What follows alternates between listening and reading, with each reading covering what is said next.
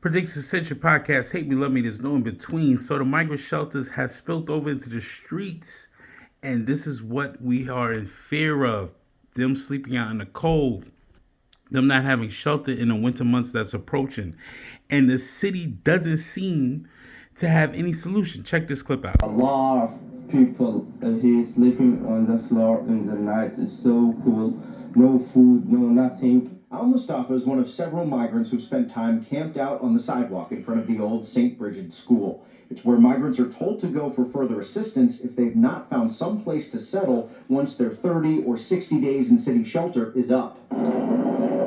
As we watched more migrants freshly kicked out of shelter arrive, Mustafa says he's been bounced between here and a Brooklyn location, with nobody from the city seeming to be able to help him, especially after his stuff was stolen while on the streets. I have my paper there, his passport. So you got your passport stolen? Yeah. The city has said for some time now it's simply running out of room and resources, so more migrants will need to begin making their own way. But at a time when temperatures are plummeting, we pressed Mayor Adams' Chief of Staff Camille Joseph Varlak about if all of this should be happening in this moment.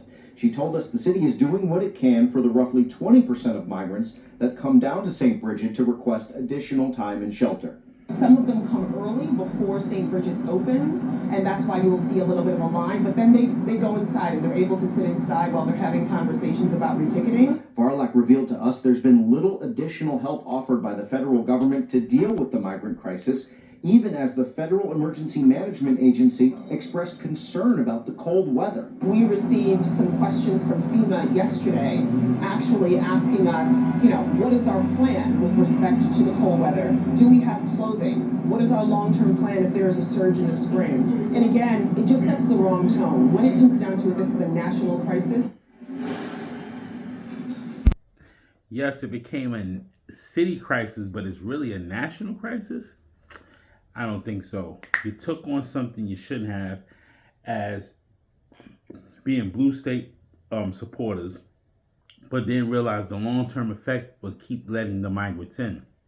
You thought you was going to get a check from the federal government, but they're too busy sending to Ukraine, Israel, Hamas, and Russia.